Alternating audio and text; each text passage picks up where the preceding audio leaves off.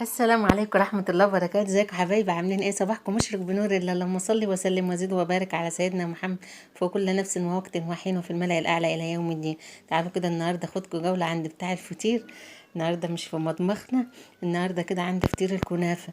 فطير كنافة، أيوة، عندنا في المحلة حاجة كده ايه متهيالي مش موجودة الا في الكرور بتاعنا هنا في المحلة بس.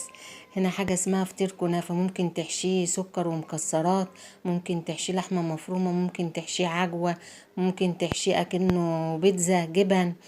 هنا اللهم بارك، في المحلة مشهورين بيه أوي. شوفوا الجمال، بيعمل كده كنافة وبعد كده ايه يركنها على جنب ويحشي بيه. شوفوا يا حبايبي بيستوي فين؟ ايوه ان شاء الله. بيستوي على اللي هو النار اللي هي بتاع الخشب. مشهورين هنا في المحلة بيه أوي.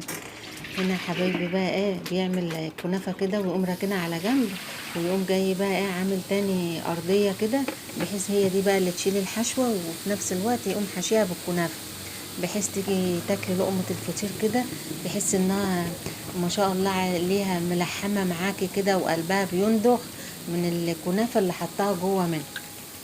ده عم السيد مشهور عندنا هنا قوي في المحل.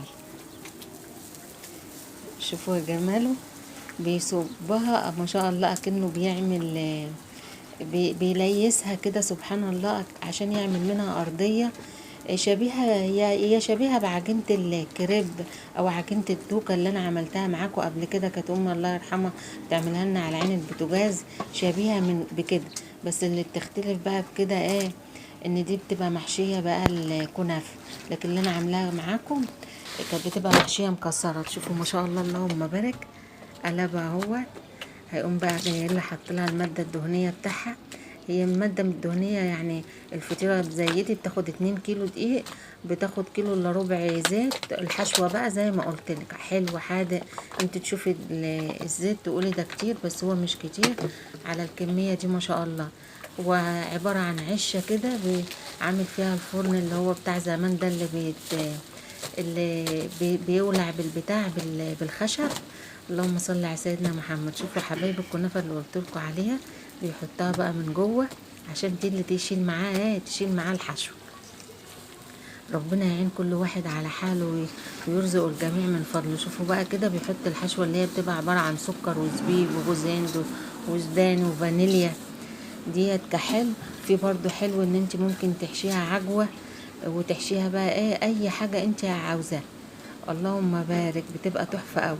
انا قلت اوريها لكم عشان تاخدوا ايه فكره عن المحله والحاجات اللي بتبقى فيها مختلفه عن المدن الاخرى.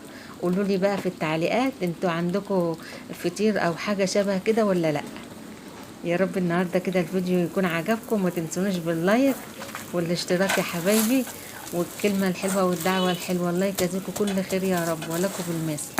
الله يسعدكم. شوفوا يا حبايبي بيطبقها ازاي، بيطبقها زي الظرف كده، وبعد كده بقى ايه يقوم جاي قلبها ومقطعها لك بقى مكعبات كده ايه على قد الاكل.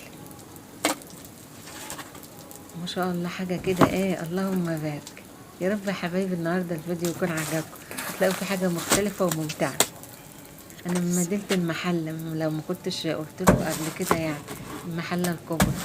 فديت معرفش هي موجوده في مدن تانية ولا لا، بس هنا مشهورين بيها قوي. شوفوا حبايبي الجمال بيقطعها ازاي، ربنا يعينه يا رب. بعد ما قطعها بالطول كده بيقطعها بقى ايه مربعات تانية